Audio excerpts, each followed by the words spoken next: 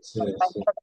Acuérdate la capacitación. Y tenían puesta música, ¿sí? Estaban los bunkers.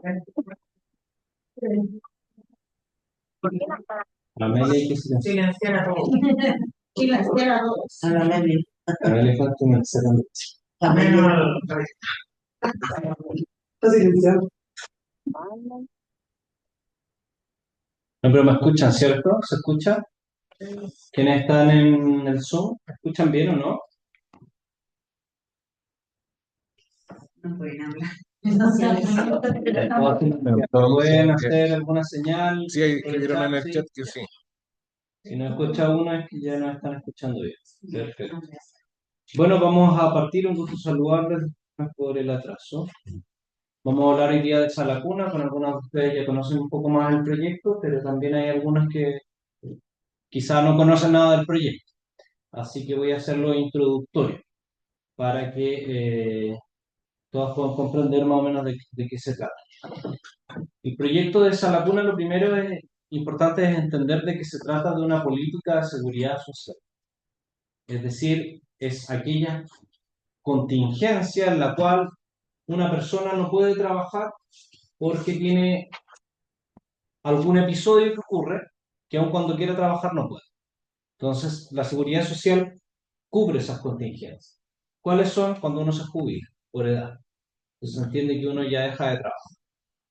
¿Qué otra? Por invalidez. Cuando uno tiene alguna lesión, va a tener algún grado de discapacidad que no le va a permitir trabajar a pesar de que quiera hacerlo. ¿Qué otra situación también? La viudez, a veces. Por ejemplo, todavía las Fuerzas Armadas existen en Montepío, o incluso nuestro sistema de seguridad social traspasa las pensiones a el cónyuge sobreviviente.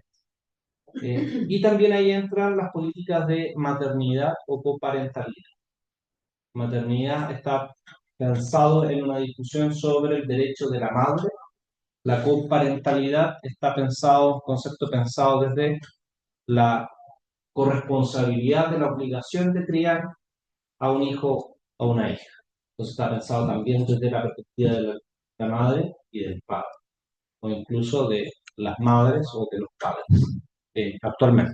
Eso también es una hipótesis que está regulada en el Código de Trabajo, a partir de los cambios de la ley de adopción. Entonces, cuando hablamos de seguridad social, hablamos de una lógica en que el sistema cubre determinadas condiciones. No es solo el trabajador. Que cuando uno habla de remuneración, uno piensa en el trabajador. Uno que le interesa su liquidación de sueldo y no puede determinarla directamente. Cuando uno habla de derecho a las vacaciones, también es una cuestión que afecta al trabajador. El trabajador verá si es que tiene los 15 días, si es que tiene feriado progresivo, etcétera. Es como una dimensión individual. Cuando uno habla de la seguridad social, más bien es como el sistema en general responde. Y por lógica, no es así en Chile en todos los casos. Ahora con la reforma pensiona un poco más. Pero cuando se habla de seguridad social, se entiende que intervienen tres actores: los empleadores, los trabajadores y el Estado. Esa es la triada.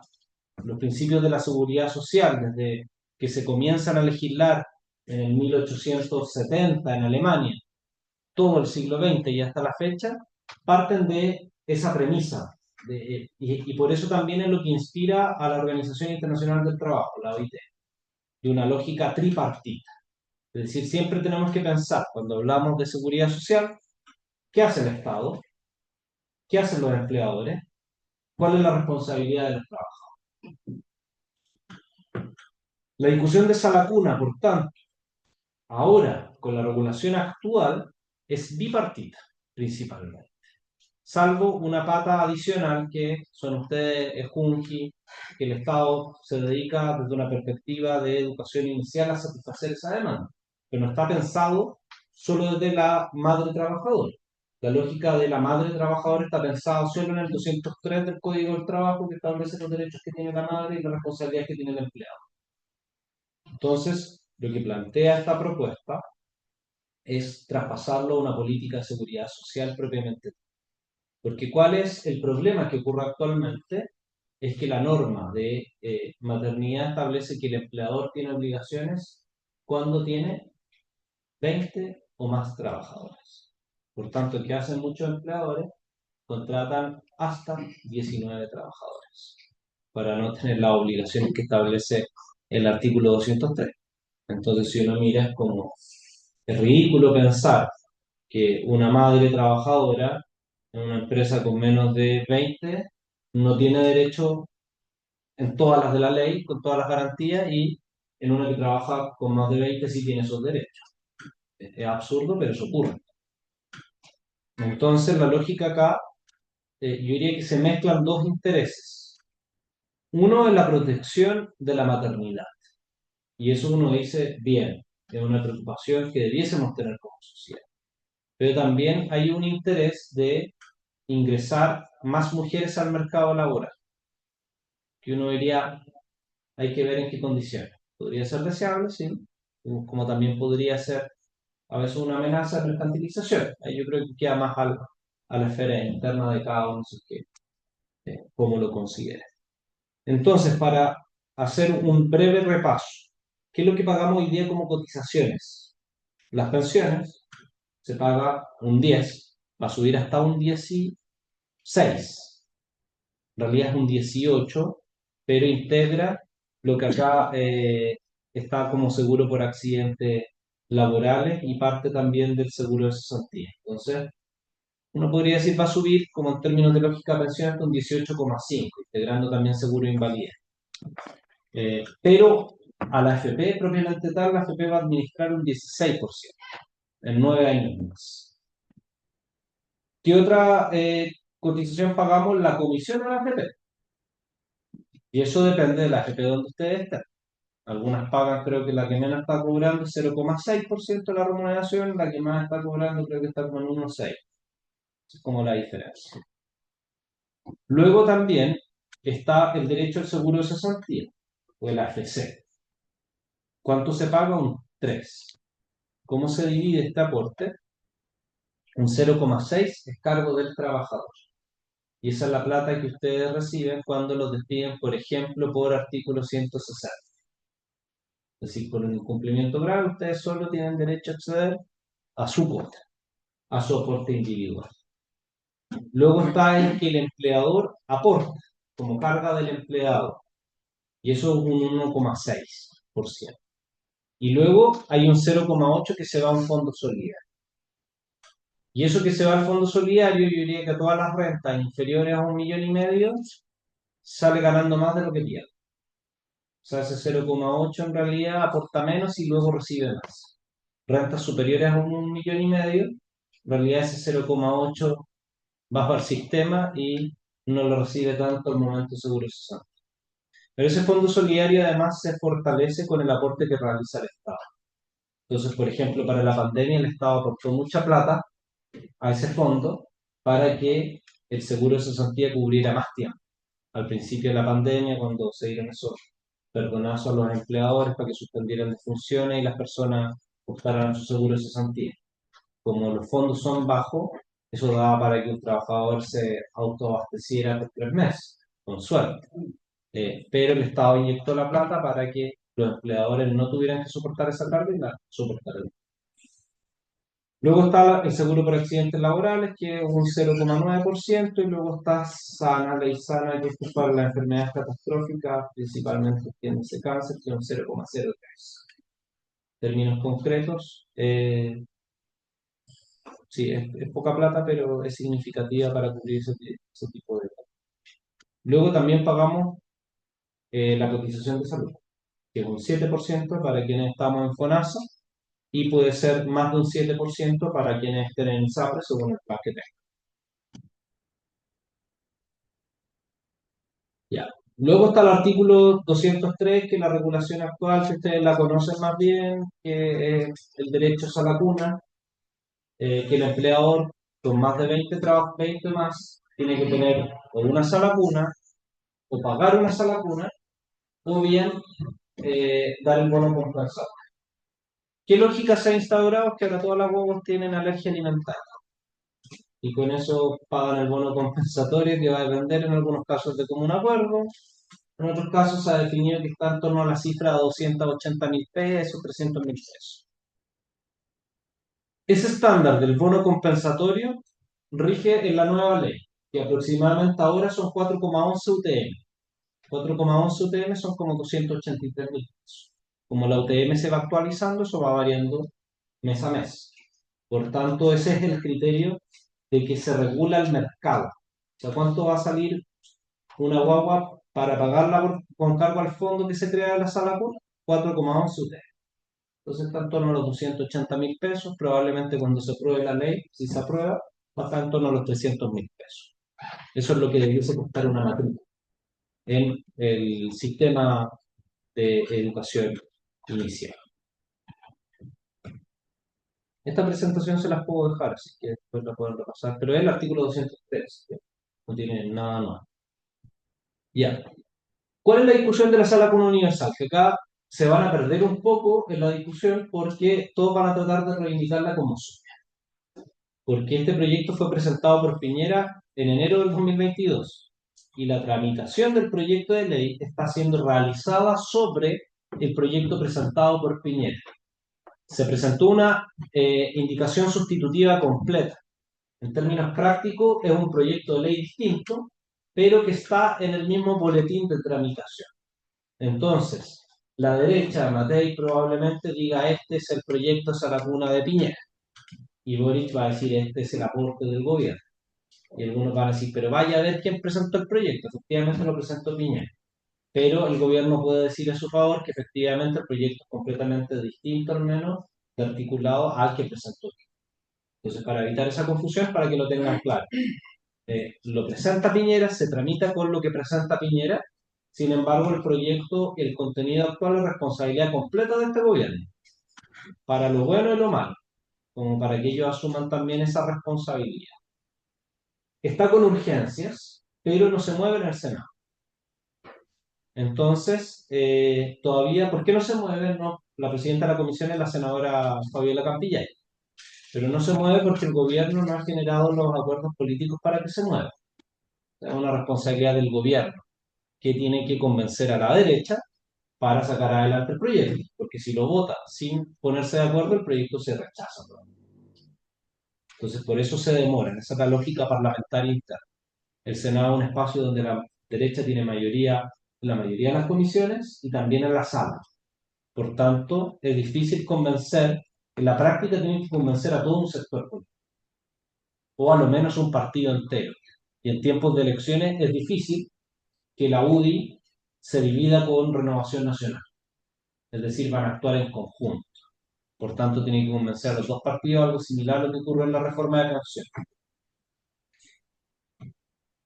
¿Qué es lo que establece actualmente el proyecto? Y acá es importante que lo tengan en consideración que esto podría cambiar, porque hay discusión sobre los informes económicos. Como esto es una discusión que implica plata, hay una discusión por cuánta plata se necesita para el proyecto. Entonces, para que lo sepan, el proyecto es simple en términos de idea. La idea es que todas las trabajadoras formales tengan acceso a la cuna y no solo aquellas que pertenecen a empresas con 20 o más trabajadores. Ese es el elemento central. Y la otra discusión es, bueno, ¿y cómo se paga eso? Y ahí viene la discusión sobre el fondo. Entonces están todos de acuerdo con la primera dimensión del proyecto. Es decir, que la sala cuna beneficia a todas las madres trabajadoras sin importar cuántas trabajadoras mujeres hay en la empresa donde trabajan. Eso es check, todos de acuerdo. La discusión se está dando quién financia el fondo, cómo se financia, quién lo administra, en qué términos se administra, a quién se le puede pasar la. La primera propuesta de la ministra Janet Jara, cuando presentaron la indicación sustitutiva, era un aporte del 0,1%. Esto en términos simples, si un trabajador gana 1.000.000, va a pagar 2.000 pesos al fondo, que va a salir de su liquidación. Si el trabajador gana 500.000 pesos, van a salir 500 pesos. O sea, 1.000 pesos. ¿No? 1.000 pesos. Esa es la regla. Entonces, la mayoría de los trabajadores, ¿cuánto va a aportar? Entre 1.000 a 3.000 pesos. El 90% de la población que trabaja. Ese es el aporte. Mínimo 1.000, salvo que tenga una jornada part-time. Máximo 3.000, salvo el que gane más de 1,5 millones de pesos. Entonces, para que sepan eso lo que significa. Pero ahora lo pagan todos los trabajadores, sin importar la edad, profesión, formación que tengan, trabajadores independientes también lo pagan. Entonces, eso hubo una cotización adicional del 0,2. ¿Cómo va a funcionar? Esto lo administra la Tesorería General de la República, que es la sigla IDTG. Es decir, esta es la misma que administra los impuestos. Así que aquí no hay nada raro. Pero quien recauda es el IPS, el Instituto de Previsión Social. El mismo que va a recaudar el 2% de las cotizaciones que se van como modo de préstamo. Ahora va a pasar también a recaudar esta cotización de entre 1.000 a 3.000 pesos por trabajador. A quienes incorpora que hoy día no tienen derechos a la cuna, bueno, todas las trabajadoras de las pymes que tienen menos de 20 trabajadores. Yo diría que la mayoría de las pymes no tienen 20 Corre para allá trabajadores. la chaqueta de tío. La chaqueta nomás. Ahí hay que silenciar. Eso. Ya. Gracias. Y recaudados por IPS, y por otro lado también van a estar las trabajadoras de casa particular, que hoy día no tienen derechos a la cuna, y también las trabajadoras independientes, es decir, aquellas que boletean. ¿Cuáles son los aportes que tienen que realizar a nivel mensual? Varía. Aquí lo importante es no perderse en cifras, porque probablemente estas cambien. Ahora la discusión legislativa van a pedir que las pymes un poco menos queden exentas de toda obligación y que las empresas paguen también un poco menos y que el Estado sea el que financie gran parte de lo que no logran recaudar con las empresas. Así que lo que importa es el porcentaje de aporte mensual que en términos prácticos las empresas más grandes van a pagar más y las empresas más pequeñas van a pagar menos. Pero eso está en la discusión legislativa. ¿Cuáles son las críticas que ustedes han planteado? Es decir, como trabajadoras de Integra, trabajadoras de Junji, ¿cuáles son las críticas que se le realizan a este proyecto? Por un lado, que no es universal, porque no considera a todas las trabajadoras, por ejemplo, que Come con estudian, calma, nadie te está quitando la eh, comida. trabajadoras informales, por ejemplo, vendedoras ambulantes, o personas que no están regularizadas en el trabajo que realizan, y tampoco aquellas que tienen sus cotizaciones al día. Entonces eso también es un problema. Por otro lado, la lógica en la que está es de acceso al mercado de la mujer y no al bienestar del niño. ¿De qué forma se compensa? Y va a ser lo que va a discutir el gobierno, es que la ley que estuvimos viendo hoy día con Integra de modernización de la oferta establece las condiciones para el reconocimiento oficial y que eso de alguna forma se va a fortalecer. Por tanto, ahí va a estar la delegación. Van a decir, la Sala Cuna Universal no ve esa materia, no vemos criterios de quién financiamos porque eso lo resuelve la ley que moderniza la oferta de educación inicial. Entonces, ese va a ser un poco la derivación. En parte es cierto, porque donde se va a la discusión respecto a qué se reconoce oficialmente, como les decía en la mañana, es con los reglamentos que vaya a emitir el Ministerio de Educación con apoyo de la Subsecretaría de Educación Particular. Por tanto, ese criterio también hay que tenerlo en consideración como para no ser tan injustos con la crítica. Es decir, alguien tiene que hacerse cargo de cuál es la calidad que se entrega en la educación y cuáles son las garantías que se establecen en este proceso, pero no va a ser a propósito de la discusión de esa vacuna, sino que más bien va a ser a propósito de la implementación de la ley que regula el reconocimiento oficial. Por otro lado, hay una regularización del registro de cuidadoras. Yo creo que esto también le pondría un asterisco porque está sujeto a la discusión sobre el Sistema Nacional de Cuidados, que ha avanzado también y que hay una discusión en torno a quién se entiende por cuidadora, de qué características tienen, qué derecho acceden. Por tanto, también ahí pondría atención cómo dialoga este proyecto de ley con el otro. Ahora, ¿cuál es el problema? Es que puede servir para pasar gato por liebre de personas que estén con trabajo informal. principalmente esto que afecta vecinas y familiares, que se dedican al cuidado regular, pero a la buena. Entre comillas, a la buena y con un arreglito que es un salario, o sea, que no tienen condiciones salariales, que el pago se realiza de forma irregular, que no tienen previsión social.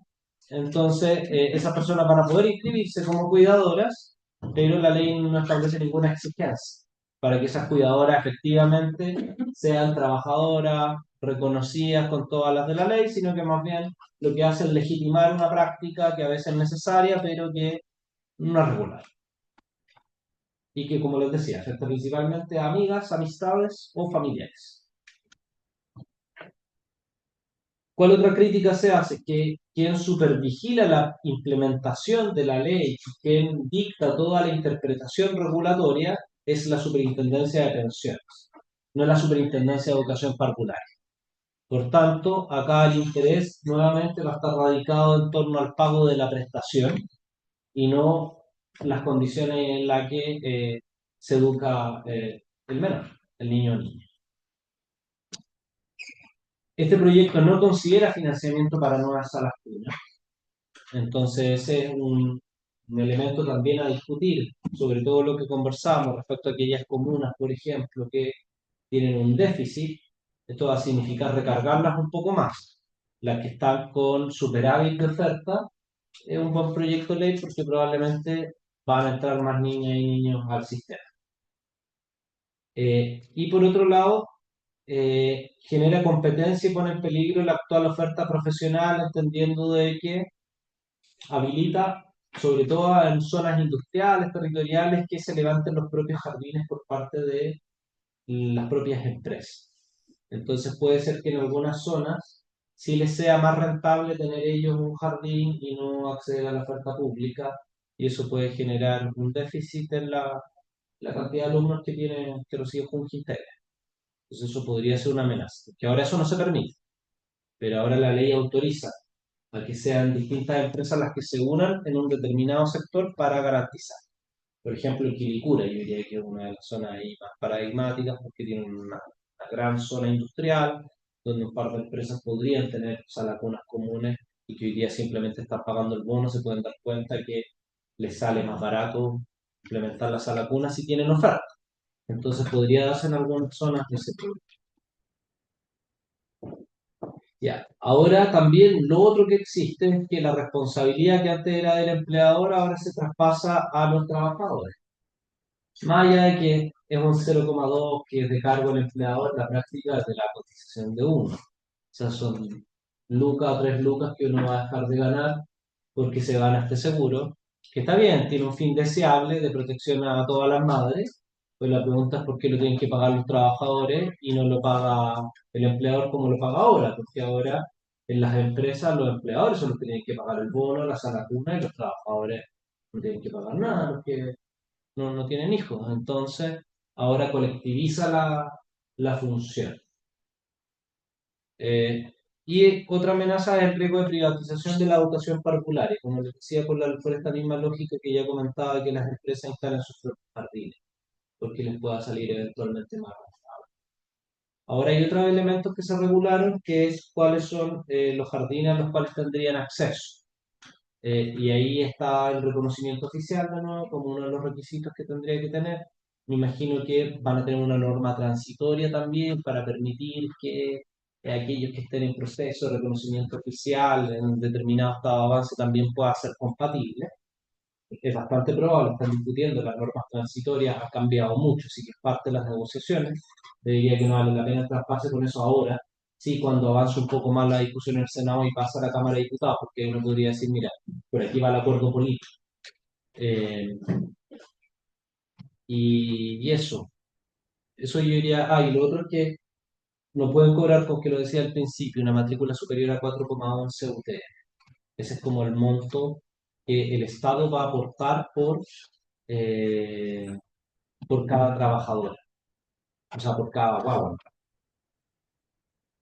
Ahora lo que no está tan claro es si se va a permitir un copago, por ejemplo. Eso sería desastroso. O sea, decir que el Estado pueda aportar las 300 lucas, las 4,11 UTM, y el trabajador aporte el resto que le cobre la sala cuna. Eso va a generar lo mismo que los particulares subvenciones, pero en educación inicial. Y ahí sí yo diría que eso sí que es una amenaza para, es decir, los padres y madres que van a pagar un poquito más van a tratar de pagar un poquito más para que el hijo vaya en un jardín Golden School y no en el Integra. Sí, sí es la cosa, ¿no?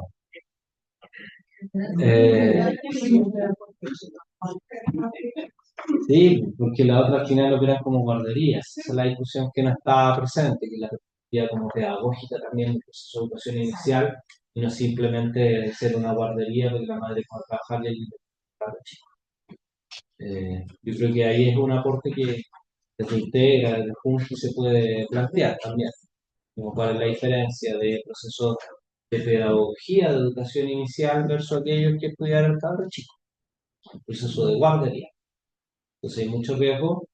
Pueden ser complementarios y también no es necesario que el niño esté en proceso de aprendizaje constante 10 horas, pero sí debiese ser el núcleo de lo que se ofrece y que el cuidado por la extensión de la jornada sea accesorio, no sea una regla general.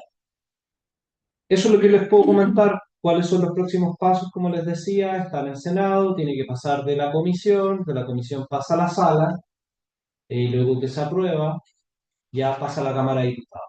¿Cuál es la lógica de tramitación en este gobierno? Es que se demoran en sacar el proyecto en el Senado, pero una vez que lo sacan en el Senado pasa súper rápido en la Cámara de Diputados, porque ya va con el acuerdo de la derecha.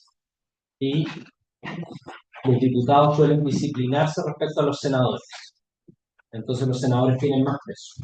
Son más difíciles de convencer, pero una vez que convencen a los senadores de la UDI y de RN, es difícil que los diputados se rebelen contra los senadores de la UDI y RN. Y teniendo a la UDI y RN, basta con tener a la mayoría de los diputados del gobierno, ni siquiera a todos, se les puede colgar todo el Frente Amplio, todo el PC y aprueban igual los proyectos de ley, que es lo que ha pasado en varios proyectos. Entonces, ahí el llamado a estar alerta, igual estoy viendo la tramitación del proyecto, así que les puedo decir cuando se pongan tablas respecto de que se activen en la discusión. Eso, no sé si hay dudas, comentarios.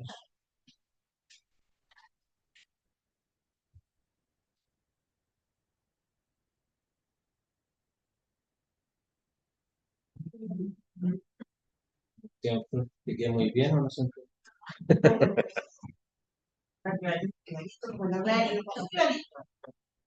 La dejé ustedes a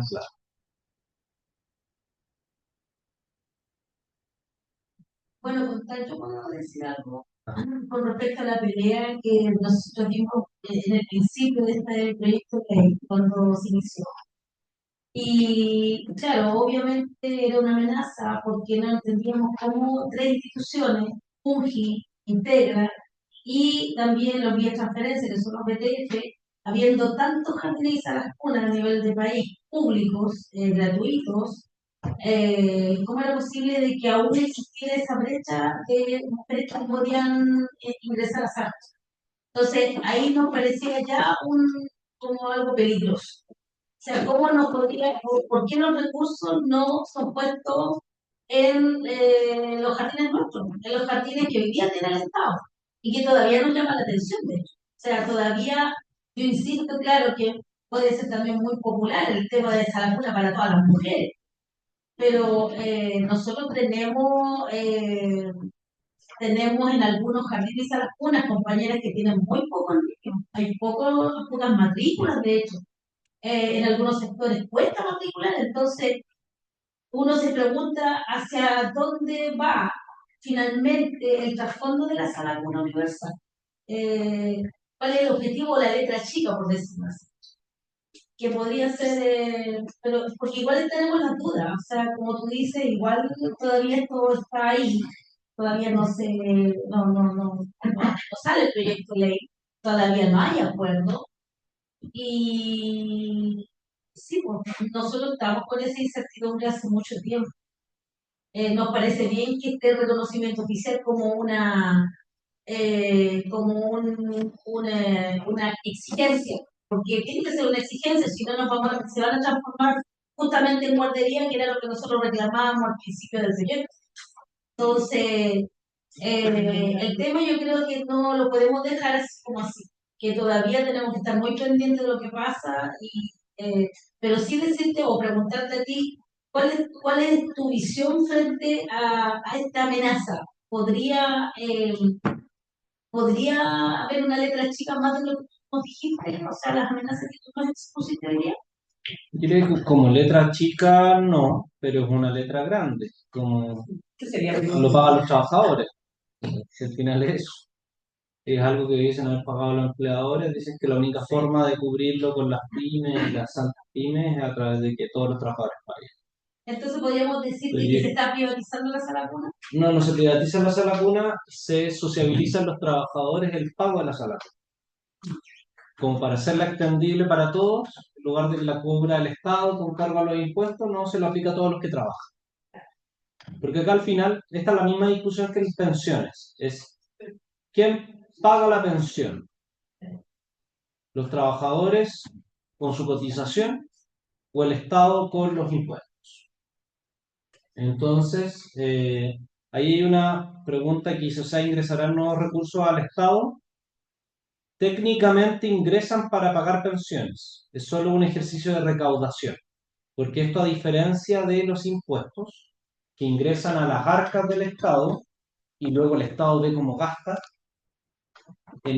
cuando se crean fondos, este es un fondo de administración única, es decir, va a haber personas contratadas para administrar el fondo y la plata del fondo entra directamente al fondo y solo se puede gastar en las platas del fondo. Es decir, el Estado no puede sacar plata de aquí para pagar otra deuda que tenga. Entonces, como en eso es una garantía, que en la mayoría de las otras recaudaciones no pega. Por ejemplo, en salud, la plata entra, ¿no? Hay una discusión nominal de cuánto se le paga a FONASA para que cubra efectivamente las previsiones, toda una plata administrada por el Estado. Pero yo diría que no, eso no es amenaza, el Estado no se va a robar esa plata, es transparente en términos de la plata que hay, de hecho es más transparente que la AFP, que uno tiene mayor incidencia, o sea, al elegir el gobierno uno elige quién administra el fondo. En la AFP uno da lo mismo por quién vota en las presidenciales, uno elige a quién administra los fondos de pensión. Entonces, por ese lado, da más garantía, más certeza de quién lo administra, pero el problema es que es parte de la cotización de los trabajadores, fue la forma en cómo se decidió abordar. Como les decía, la otra forma era con los impuestos, una reforma tributaria, y que si el Estado le salía tanto a aportar y a las pymes, por ejemplo, que el Estado lo hiciera. Así que yo diría que ahí Consuelo dice que un déficit de Integra, yo diría que no tanto, porque este proyecto en realidad podría aumentar la matrícula en Integra. Eso podría aumentar la cantidad de recursos que va a percibir Integra. Entonces, por este proyecto no va a producir un déficit. Lo que sí podría producir es que como el Estado va a tener que gastar en políticas de sala cuna, quizás los recursos de infraestructura no se vayan a Integra y se vayan a la Junta o se vayan a construir otras cuestiones. Entonces, claro, no garantiza, pero también podría ser una oportunidad para Integra. Yo creo que también acá la otra discusión que se abre, que no vamos a tocar ahora, pero como para que ya lo puedan ir visualizando, es la integración del sistema. No tiene sentido que exista Junji que exista Integra, si ambas son financiadas por plata del Estado. O sea, eso como contribuyente no tiene sentido. Es puro oficial. Es como decir, está la CGT, está la CUP.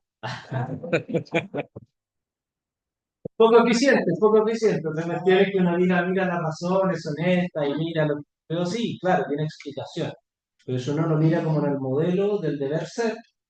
Debiese existir una gran institución que regule en buenas condiciones a sus trabajadoras y que eso regule la matrícula también, porque ahí sí uno podría decir, mira, sabes que este jardín está para el gato, se está cayendo entero, y al lado hay un jardín que tiene mejores condiciones, ¿Sabéis que mejor garanticemos que todas las tías del jardín que se va a cerrar porque van a construir un CESPAM en el mismo espacio, se les asegura que trabajen en el jardín de Junji y todo con mejores condiciones laborales y que incluso no estén sobrecargadas, etcétera?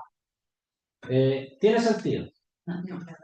Sí, sí, tiene sentido. Podría pasar también de que los empleadores, los empresarios, les salgan muchas veces las a la cuna, y como decías tú, Yo creo que sí, acá el riesgo es, mira, es un buen antecedente en la quiebra de Vitamina, porque Vitamina era una cadena como que podría haberle competido a la Junta Integra porque ya tenía el know-how, podía mover trabajadores de aquí para allá, entonces era una amenaza real de que se transformara en un gran competidor de la demanda del Estado.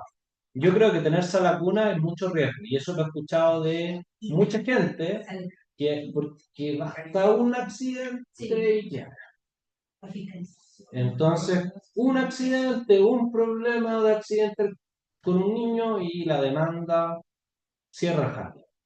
Entonces, es mucho riesgo. Yo diría que ojalá que los empleadores no se animen a tener sus propias salas cuna, sino que lo hagan en negociación con Junji, con Integra, para efectos de poner si hay una demanda, que se ponga con más lucas, un aporte mayor para la infraestructura y que eso dependa de una institución solamente. Pero educar niños sale muy caro. Y al final, quienes tienen a los niños en el jardín, yo diría que ya hay un desincentivo, sale tan caro que es insostenible. Al final, la gente que prefiere educarla por su cuenta o pagar a una persona para que la cuide a tiempo completo en la casa, o sea, es lo mismo que pagar a una matrícula en un jardín. Pero por ejemplo, no está. Ahí está el compañero que tenía una Una consulta, ¿qué pasa con la situación de que alguna empresa no tenga una de estas instituciones cerca? El bono para la persona, para la mamá, lo puede recibir igual, y ella tiene a su hijo No, en principio tiene que pagar, en principio tiene que pagar y garantizar, por ejemplo, si de enviarla a la más cerca y si es que no está tan cerca, darle el tiempo a la madre para que se traslade al lugar y vuelva al lugar. Entonces, ahora, ¿qué ocurre en esos casos? Que le dice, ya le doy el bono compensatorio y tiene las 300 lucas y usted se hace cargo. Pasa mucho. ¿Podría pasar con este? Sí, porque existe el bono compensatorio. Como les decía, se consigue un certificado de alergia alimentaria y ya habilita pagar el bono compensatorio. Ahora yo diría que la madre no está obligada a hacerlo. Hay algunas madres que prefieren el bono. ¿Por qué? Porque tienen cuidadores, como les decía, esta práctica de cuidado irregular, pero que también ayuda a levantar, claro, una persona que no está trabajando y que ayuda a hacer un aporte porque también come en la misma casa y es plata que le ingresa a la renta familiar. Eso se va a permitir, se va a permitir. Javier, yo hablo por lo que uno escucha, ¿cierto? Cuando tiene reuniones con los trabajadores y cuando hablamos de sala común universal, es un susto para todas en realidad. Porque las trabajadoras siempre dicen, y está eso que se dice, ya, sala común universal, ¿qué va a pasar con nosotros, con nuestros niños? Porque si los empresarios se ponen a hacer sala cuna, nuestros niños van a emigrar. Van a emigrar. Que ¿Pero qué que no es tanta miedo? amenaza porque construir una sala cuna requiere plata, requiere una inversión inicial, entonces, claro, uno podría pensar que hay sectores industriales que van a venir con sala cuna y va a ser parte de la oferta de los nuevos moles o nuevos edificios. Pero como regla general, yo diría que no hay tanta amenaza. Pues la amenaza está ahora. Hay empresas que tienen su sala cuna, pero cada vez son menos las que tienen sala cuna. Prefieren incorporarlo a los costos y decir, ya, me sale 300.000 pesos, mejor pago los 300.000 pesos y no corro ningún riesgo. Total, la cantidad de mujeres que se embarazan no son muchas. Ahora ¿cómo se llama? Sí. Dentro del proyecto no está considerado, por ejemplo, que las empresas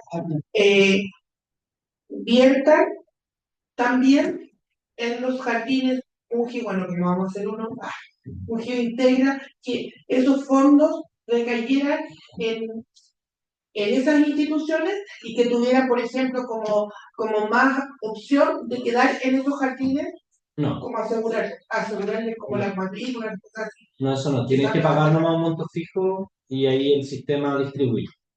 Lo que se podría incentivar, pero eso se puede hacer ahora.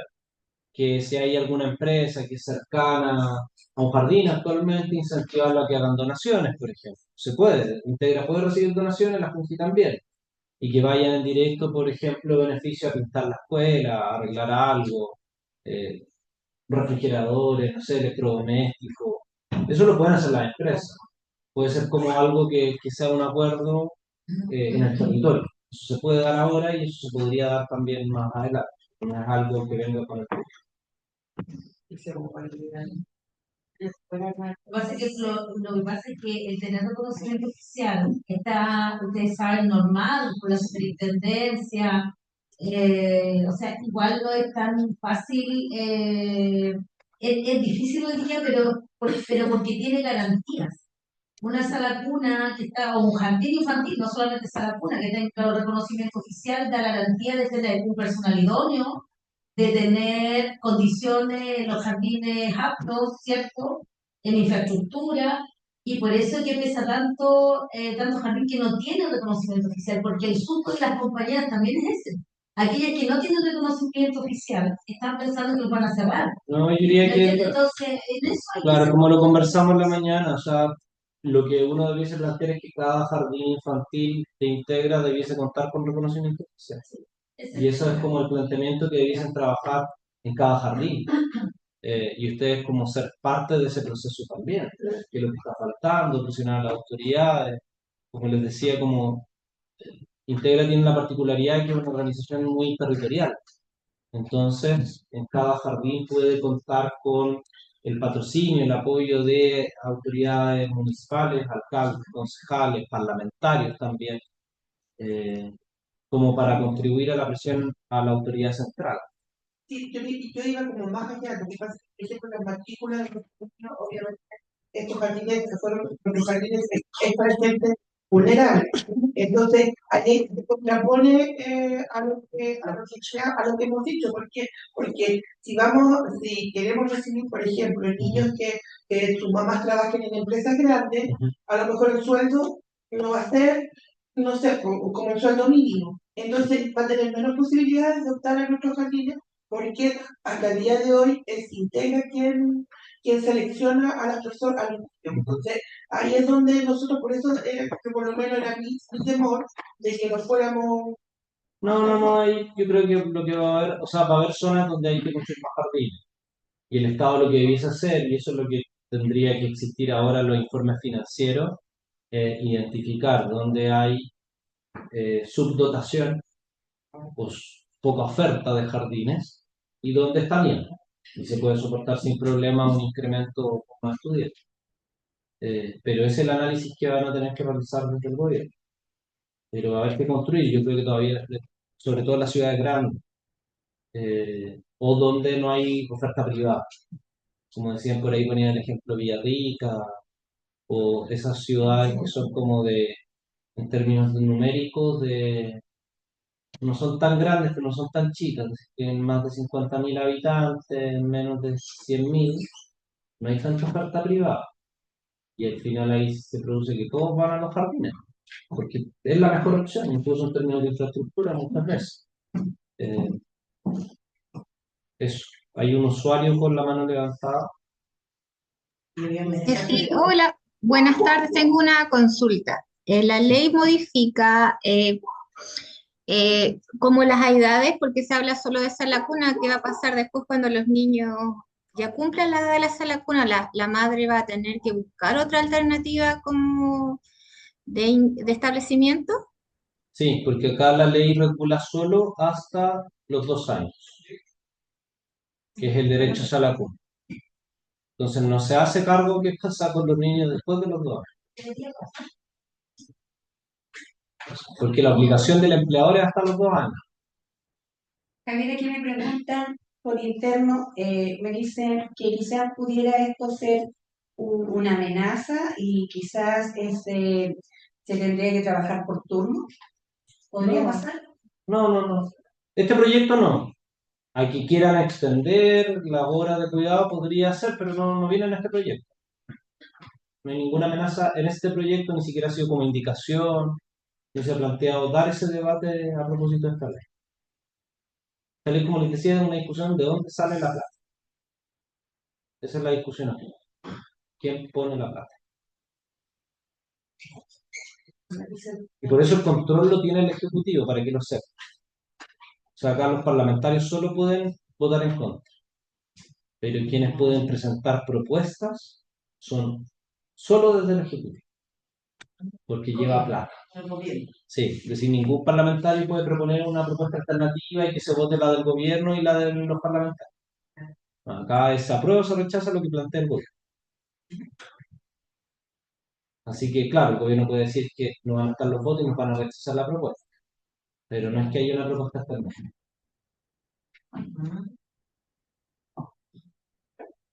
Así que eso es. O sea, estoy pensando, y si te cae esta propuesta y cambia el gobierno, Yo creo y que sale del Ejecutivo otro proyecto peor que el del Piñera, sí, podría ser, pero yo creo que no se va a caer, porque el gobierno ya anunció que es su prioridad, objetivamente la prioridad. Por tanto, va a estar dispuesto, igual que con la reforma de pensiones, a ponerle la firma a lo que salga. Van a decir, nosotros aprobamos la salaria universal, da lo mismo como sale. Aquí le pondría yo, ojo, lo del 0,2 ya está más o menos conversado. Le pondría ojo a los requisitos de quienes pueden recibir la plata. Y que se flexibilice un poco las condiciones para establecer jardines. Y que se genere un sistema subvencionado, de educación inicial subvencionada. Diría que esa es la amenaza real que la derecha podría decir, oye, pero que los padres elijan y que el Estado le pague a todos la misma cantidad, total que está pagando, y eso incentive, claro, un nuevo mercado de particulares subvencionados de la educación inicial. Sí, la primera, Entonces creo que esa es la amenaza que no está ahora en el proyecto, en el contenido del proyecto, pero que podría empezar a salir con las negociaciones si es que la oposición no le da el vamos al gobierno. Pero eso yo les diría, vamos actualizándonos del proyecto. O sea, yo les diría, ¿qué momento sí o sí deberíamos conversar? Después que se apruebe en la sala, en la comisión. Yo diría que si se aprueba en la comisión, se va a aprobar en la sala. Entonces eso significa que ahí viene otra discusión. Donde pasa la Cámara de Diputados, lo mismo. Después que se apruebe en la Cámara de Diputados. y si es del Ejecutivo, tiene que votarse en este gobierno. O sea, es que el gobierno tiene el control de la velocidad del proyecto y este es un proyecto que nadie se ha opuesto a discutir. O sea, no hay ningún parlamentario que haya dicho en mi presidencia no se va a discutir este proyecto. Que con otros proyectos sí pasa. Y los boicotean y este es un proyecto que se está negociando. Entonces yo iría como me prepararía para que este proyecto se resuelva este año. Podría resolverse rápidamente el segundo semestre.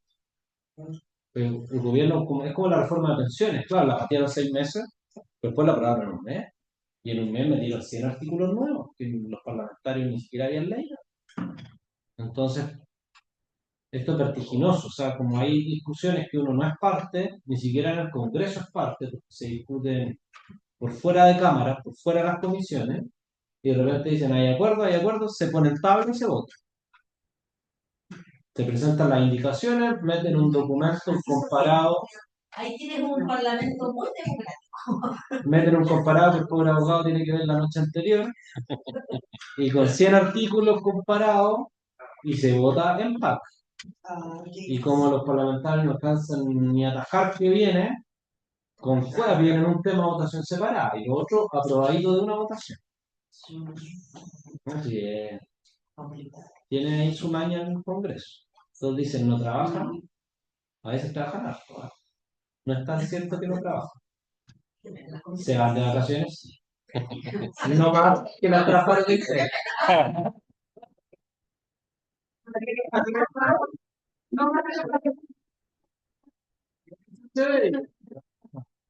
Ah, no.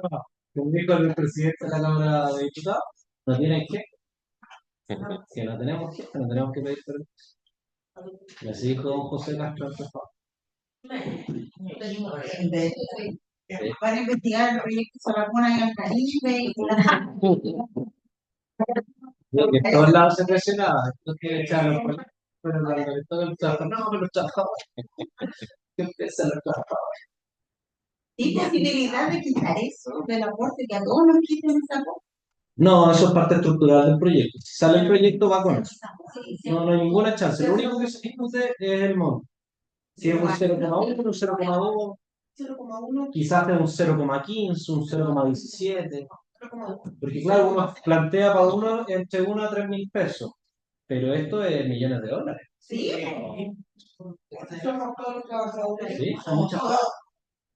Hay una pausa de edificación, porque si lo ven, no lo sabe para. Debería ser por dignidad. Sí, por último. Pero eso es. Tenemos que ser Ah, porque no les gusta ninguna solución, como les decía después, voy a ver los migrantes, me quieren tener guapo. Si eso dice, mi hija no tienen ocupado solo. Es que esto es un plan, yo lo escuché en un video de TikTok. Un plan de Maduro para colonizar.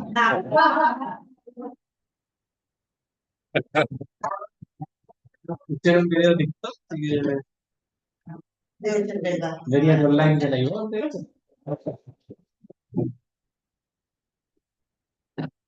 Ya estamos entonces. Sí. Igual hay que agradecerle a las compañeras que se conectaron, compañeros y compañeras, y agradecer a Javier. Porque creo que lo que queda de tarea para los trabajadores y para los dirigentes es hacer seguimiento al tema, indagar, meterse a la página del Congreso, estar viendo, a lo mejor. Creo que igual es bueno no quedarse hasta aquí, porque la verdad es que igual, como dice Javier, son tan raras estas conversas, estas negociaciones, que hay que estar atentos. Nos obliga a estar atentos en todo. Eso, Javier, muchas Ya, gracias. no, no, Gracias. muy bien. Abrazo a todas. Chao, chicas. Gracias a la divulgación.